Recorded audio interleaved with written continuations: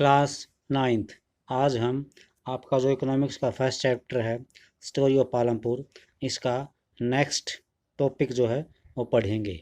उसको ध्यान से समझें, सुने, क्योंकि ये ग्रामीण भारत ही है जिसके बारे में आप पढ़ रहे हैं। तो स्टार्ट करते हैं। हमारा फर्स्ट जो टॉपिक है वो क्या है ब्याज? लैंड इज़ फिक्स्ड, यानी हमारी जो धरती है वो सदियों से शिथिल रही है, यानी धरती को हम रबड़ की तरह खींच कर नहीं बढ़ा सकते। धरती जितनी है उतनी ही है। हम उसमें सुधार कर सकते हैं और सुधार करके कृषि योग्य एरिया है उसको बढ़ा सकते हैं। तो क्या पढ़ेंगे इसमें, देखते हैं। फार्मिंग यानी खेती बाड़ी जो है is the main production activity at Palampur. ये आपको पता ही है कि पालमपुर के अंदर कृषि लोगों का मुख्य धंधा है, उत्पादन प्रक्रिया है। 75% of the people who are working are dependent on farming for their livelihood। जो जनसंख्या है पालमपुर गांव की वो 75% या इंडिया की कह लें हम 75% द पीपल, 75% जो लोग हैं वो अपनी आजीविका के लिए कृषि पर निर्भर हैं। They could be farmers on farm labourers, वे किसान हो सकते हैं या मजदूरी करने वाले मजदूर भी हो सकते हैं। The well being of these people is closely related to production on the farms, और इन लोगों का जो नज़दीक का संबंध होता है उत्पादन के साथ, वो खेतों में मजदूरी करके या अपने खेतों में उत्पादन बढ़ा के हो सकता है। बट रिमेंबर, परंतु याद रखना या याद रखेंगे, that there is a basic constraint in raising farm production. परंतु ये याद रखने की बात है कि अभी तक क्योंकि पालमपुर में ज़्यादा तरक्की नहीं हुई थी, तो इसलिए उत्पादन को बढ़ाना उनकी मजबूरी थी। उत्पादन बढ़ा के ही जो गांव की जनसंख्या है उसका गुजारा हो सकता था, पेट भर सकता था।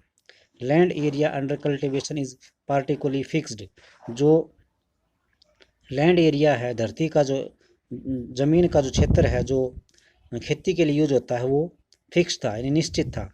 Since 1960 in Palampur there has been no expansion in land area under cultivation, यानी 1960 तक पालमपुर के अंदर जो कृषि योग्य जो ज़मीन होती थी उसके अंदर कोई विस्तार नहीं हुआ था।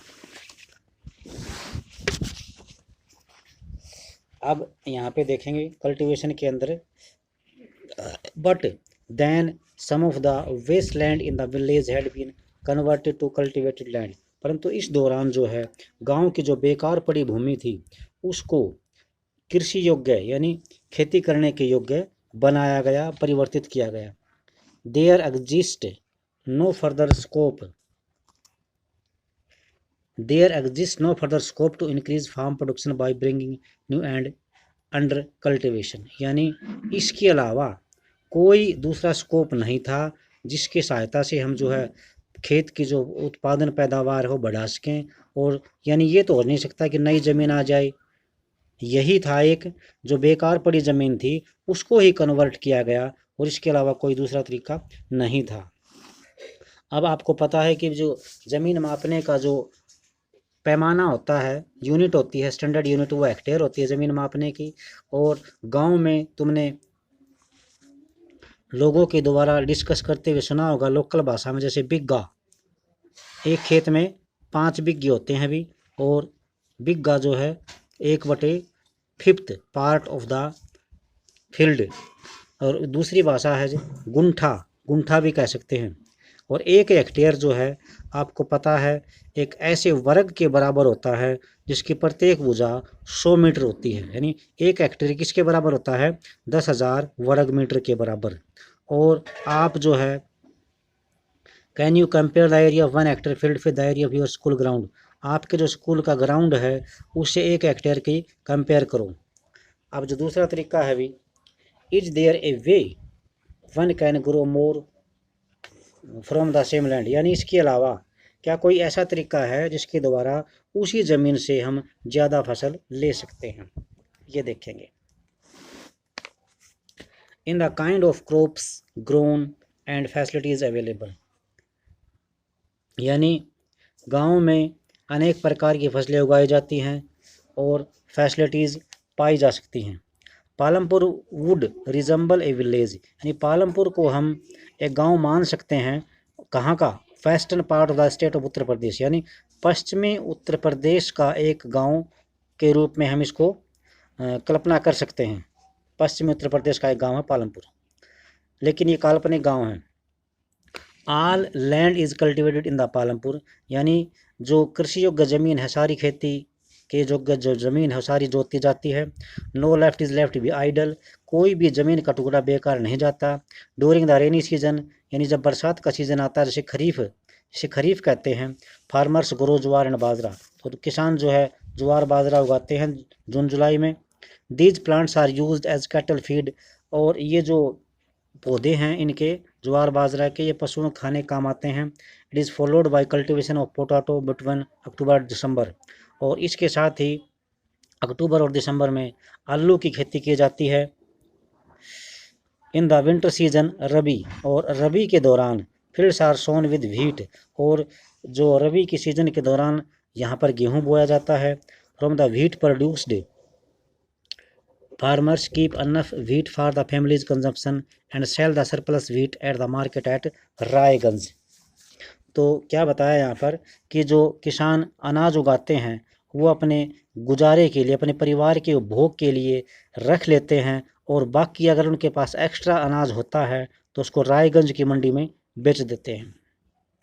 ए part of the land area is also devoted to sugarcane, और ज़मीन का जो एक हिस्सा है उसमें कभी कभी गन्ना भी उगाया जाता है। Sugar cane which is harvested once every year, जो कि साल में एक बार उगाया जाता है। Sugar cane in its raw form, sugar cane इसके जो कच्चे रूप में है गुड़ भी बनता है, और जो व्यापारियों को, शाहपुर के व्यापारियों को बेचा जाता है।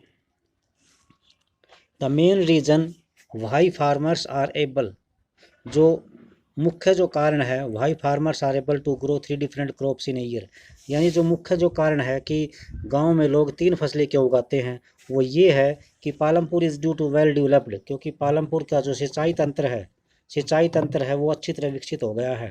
इलेक्ट्रिसिटी कैमरेड इन पॉपुलर पालमपुर, गाँव में जो बिजली बहुत पहले आ गई थी।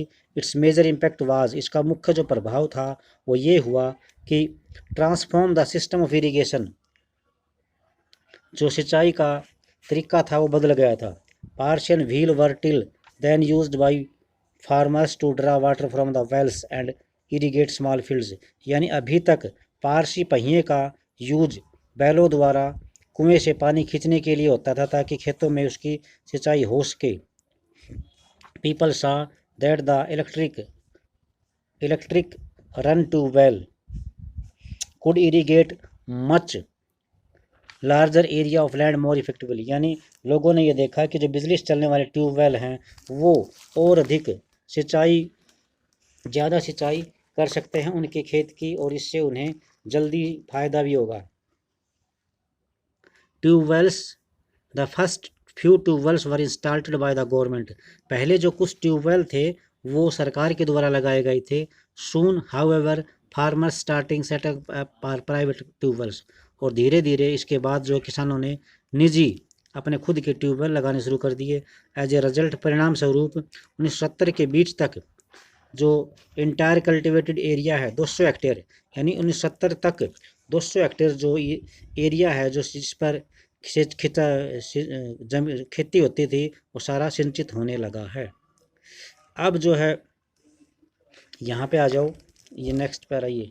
To grow more than 1 crop, एक से ज़्यादा फसल उगाना। To grow more than 1 crop on piece of land, ज़मीन के एक टुकड़े पर एक साल के अंदर एक से ज़्यादा फसल उगाना is known multiple cropping,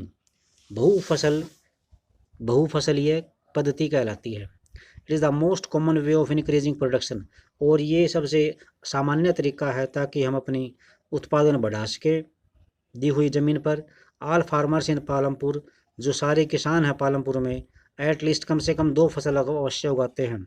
mainly growing potato on the 3rd crop, और मुख्य रूप से वो अगर तीसरी फसल उगाते हैं तो इसके रूप में आलू उगाते हैं।